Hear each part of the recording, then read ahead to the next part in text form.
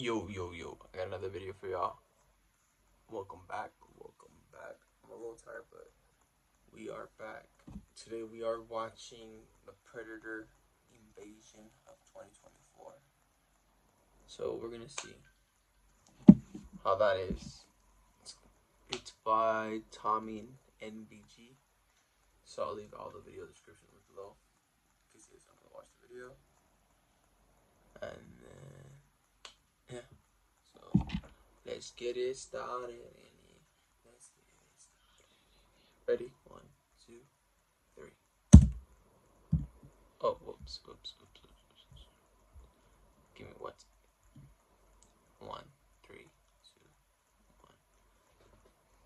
1. Man, oh man, 2024 has been such a turbulent year, hasn't it? Rages collapsing all over the place, rap beef spanning generations finally taking place, presidents almost getting shot. Oh, and a lot of predators, like...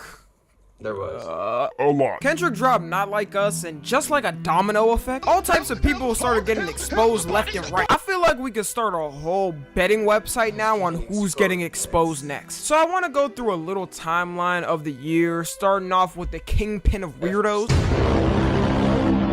Now, instead of calling him his name because YouTube doesn't like me saying it, we'll just refer to him as Pinto Bean. Now, Pinto Bean's crimes date way back before this year, but only now this year are being highlighted because the criminal case ongoing. Which still confuses me because how the f is this case still ongoing? Like, they've got the list, the flight logs, everybody who was around this man. There's no reason this case should still be ongoing. Like, is there anyone who still believes he didn't do it? But luckily in January 2024, we were seeing some hope as over 1,000 pages of court records came out and we actually heard official names being exposed. People like Bill Clinton and Prince Andrew getting exposed for being on the island. Wow.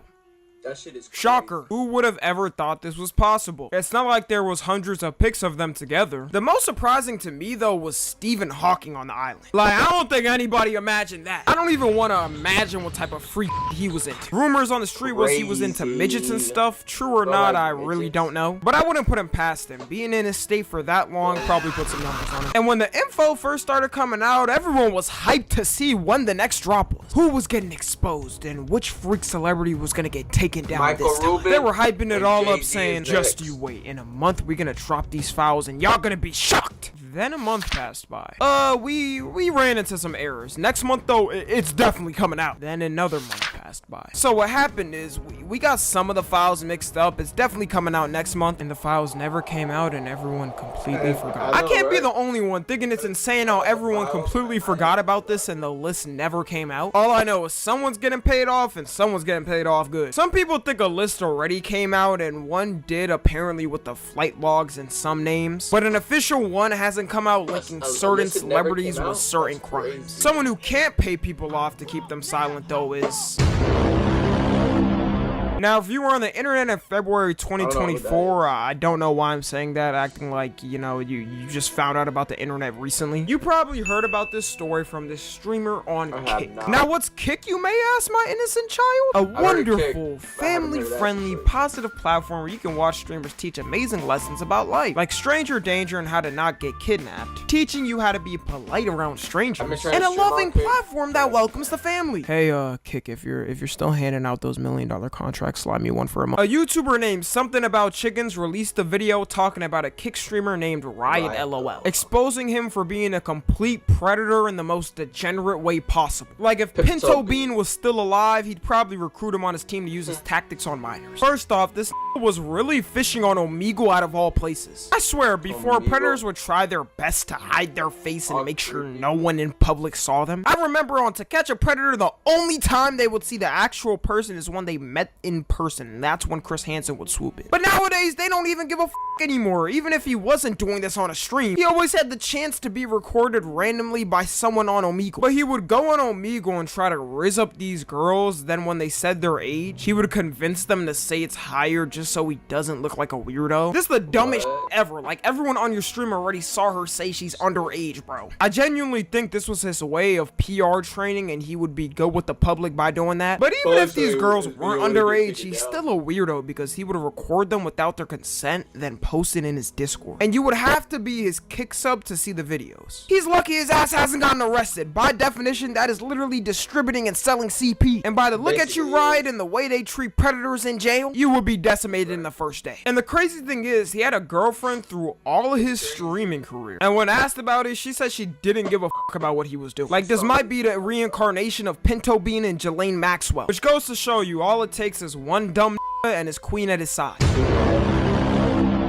Now, if you don't know Too Mad, you can classify his content as a banned kid stream. I watched a couple of Too Mad videos when he was blown up, but wasn't like a mega fan of him. I just remember hearing people say he was going off the deep end every day and spiraling out of control. I don't know how he let that happen when all he needed to do was make like one video a month and get millions of views. First, he got exposed for being a stalker and basically mentally abusing the girl he was interested in. This man was so obsessed, he had 6 burner phones texting her at one time. I'll never understand how dudes get this obsessed. I got too much things to worry about over texting someone this much just for them to maybe upset me back. Then he started going on an insane Twitter schizo run, tweeting every hour and every controversy he was having. And the predator stuff comes from when he posted a trans girl on his Twitter saying that was his girlfriend, who was murdered by 2 people. I have no clue what went on in this man's mind. Then he said he thought the person was sexy and that's why he posted it. And there's also allegations of him sending inappropriate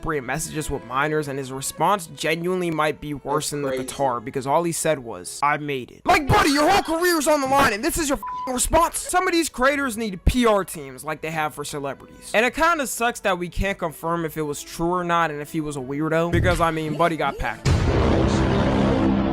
Dan Schneider, known for basically creating everyone's favorite childhood shows, who also got exposed like years ago. I remember hearing first about this weird stuff in like 2018. But in 2024, the Quiet on Set documentary released where the whole public got to hear how sick he was. Crazy. Honestly, after hearing this whole documentary, I could never see me ever sending my child to a kids entertainment network. But people let this go on for way too long. It was like, after the first couple foot things, why did no one step in and say something? Dan Schneider was so powerful, he had the Nick logo as a foot. They try to say it's not because of him, but who are they tricking? The person I feel most bad for is Ariana Grande. Like, if you look at things they made her do, they didn't even try to hide they was making it sexual. And the way everyone cowered in fear when he was near them is so uneasy to look at. I don't know how you don't feel sick with yourself making people feel like that. Then he tried to release this half-ass apology that nobody believed. Does he really think he can make a recovery from this? Buddy, you're cooked already. You made your money, just pack it up. Go live on a beach somewhere secluded from humanity with your missus. T. Nichols is a former C-list streamer that got big from posting on TikTok, and his main content was reacting to his viewers sending stuff in creative and funny ways. And I would add more, but like that was literally his only content. He got exposed for grooming one of his Discord mods, and these messages are actually like atrocious to look at. And she stated she was underage not once, not twice, but 3 times. My how do you get caught 3 times? I didn't even know that was possible. And then he was also saying weird stuff like if she was dead, he's still getting to the cheeks. Insane sentence I'm reading out, but it's a real message that somebody sent in this world. And then also saying he would force his way in her coochie. I don't know what type of riz or kinky play this is supposed to be, but you could just tell when a has never talked to a girl. And his response to the allegations was making a slideshow. Okay, this shouldn't be as funny as it is, but I don't know why it's so funny that he made a slideshow to admit he sexted a minor. The Diddler. P. Diddy in the butt. Whatever you want to call him. Just like Dan Schneider, everyone knew P. Diddy was a weirdo for the longest. You always saw videos of him hugging up on dudes awkwardly. People really just thought he was zesty at first and 100% closeted, but not any predator. When the FBI raid happened this year, I think that's when the whole public started to find out though. People should have been suspected something when he first started dating his ex-wife. Like he was 37 and she was 19. Any more of an age gap and he might as well have been her father. She filed a lawsuit against him in November 2023 on everything, and it was settled in a day. Totally not suspicious or distrustful. I 100% trust the results of this lawsuit. But that's when we also found out Meek Mill was in it, and instead of denying it, he went on a whole rant on Twitter saying he's better than people and trying to beef with other people. Like, it's okay, Meek. We know the Diddler got to. The people who aren't talked about the most, though, is Usher and Justin Bieber. I feel like we really should. Like, they were actual children when the Diddler got to them. You can't do anything about that. Meek was a grown-ass, so I can't really feel bad. But then another lawsuit came out of his former producer who said he hosts sex parties with underage girls. And this lawsuit is still ongoing, but after seeing what he's done in the past in 4K, it's the most believable shit ever. No one's not believing he ain't do it.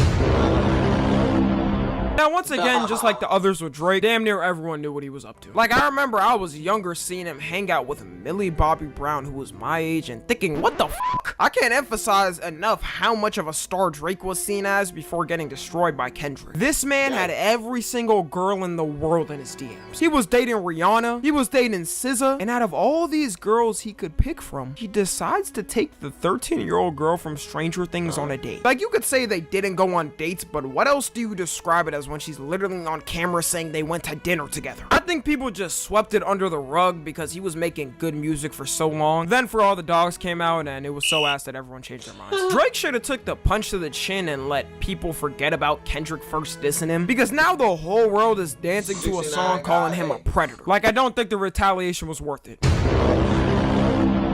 Dr. Disrespect was one of the biggest streamers in the gaming space for the longest. I never really watched his stuff, but I remember seeing a lot of memes of him when he was really big, and you could say he had it all. A successful social media career while being older, a beautiful wife and kids. Well, actually, he cheated on his wife, so maybe not that. All while being able to sit down and make money while playing games. Then he wanted to touch a kid. Like, this one was definitely the least predictable out of them all. He was exposed by a former Twitch employee on the mysterious reason on why he got banned in 2020, which was for texting a minor inappropriately in 2017. And I don't know why they kept this silent for so long. I feel like Twitch didn't want to look weird, because having your star streamer that you promoted being outed as a predator is probably a bad look, right? You would think having a family and kids would make you think twice of doing something like that, but some brains is just disgustingly wired, I guess. And out of all message platforms to be caught on, Twitch Whispers? All I get in my Twitch Whispers is people telling me to end it. I'm surprised someone his age even knows how to use Twitch Whispers. I would think he would still be on Facebook. Someone who weirdly defended him though, which is next, is I swear, the only time I hear Sneako in a headline is either him getting embarrassed by somebody or him saying some absolute dumb. And for the longest, he was known as the guy who dick rode Andrew Tate to his fall off. But he's kind of been making a comeback by arguing the age of consent. I don't know how. Man, I knew Rumble paid bad, but damn, them Rumble checks must not be hitting. I seriously don't know how worse he could get for Sneako, but I don't think there's any more he could go down. His argument for age of consent is that it should be at the age when a person fully finishes puberty, which can be as early as 14 for girls and as early as 16 for boys. I feel like Sneako just argues for scenarios he never has to deal with. Like, if Sneako had a daughter who was fully matured by 14 and a dude that's 30 came up asking for his permission to marry her, I just know that would crash out. All this arguing he's doing online is going away in a second. And he even went to debate Critical about this, which was a terrible debate on both their ends. Cody Ko is a big YouTuber known for his commentary through almost a decade on YouTube. He got exposed by Tana Mojo, who allegedly says he slept with her when she was 17. And at this point, it's not alleged because he basically admitted it. I scratched earlier what I said about Dr. Disrespect being unpredictable, because this was definitely unpredictable. Cody always seemed like that dude in his own lane that got along with everyone in the digital realm. Everyone loved him and Noel's reactions because it was just so unique. And the worst part about this is he has a whole kid now. Sometimes we gotta be more thankful for who raised us, because I couldn't imagine growing up and realizing what daddy did in his past. We're gonna see a lot of future f***ed up household dynamics. He, she, they, I don't care, the predator. Whatever you want to call bro, Chris Tyson of the Mr. Beast team, formerly a crew member and was always the unfunniest to me, to be honest, was caught sending inappropriate messages to a 13-year-old and was also linked with Shadman, who's a person I did not know before the drama, and I could have gone my whole life without knowing who this person was. Shadman is an internet artist, if you don't know, who has drawn CP multiple times. Not cheese pizza, not COD points, that very much illegal thing, including of Keemstar's daughter. And I guess people in the past didn't care for some reason that he was doing this. Like, this wasn't some low-key Bro was literally known on the internet for drawing Lolly and CP. Any YouTuber who's ever linked with this man needs their hard drives researched by the FBI. You can't even say he kept it hidden and the YouTubers didn't know, because that was his whole career online. And of course, none other than Chris Tyson was associated with him and had a picture of one of his drawings on his wall. It's one thing being associated with bro, but having a whole just looking at it art means you went out your way by any means to buy the art and hang it like a centerpiece. And after this, Chris got booted from the Mr. Beast team. Good riddance. Kai Cenat, known as the biggest and smallest streamer at the same time in the world right now, has always had his go-to cameraman at his side, which is Chris. And you know what I'm noticing? This is not a good year to be named Chris. Not a good year for Chris's. Anyways, his cameraman was caught messaging a minor, and these messages are rough. Like, I don't know how dudes can sex like this and act like this in messages and go on about their day normally while having all the message history out in the open. Kai then came on his stream to confirm that it was true, talking about how he cut ties with him, and I do feel bad for Kai. Like, no matter what drama I see surrounding Kai, even if it isn't him directly, people pull up the pitchforks and start witch hunting him like he did the crime himself. And I've seen some people arguing, saying the age of consent is 17 in New York, but clearly they both thought it was wrong, because he was shocked when he heard her actual age and kept going. And even thinking of it, do y'all know who he works for?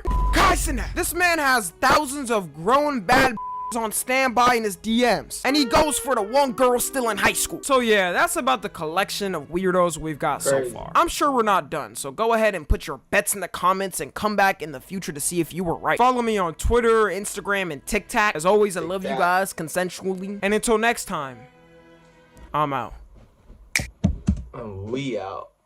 Like and subscribe. Bye.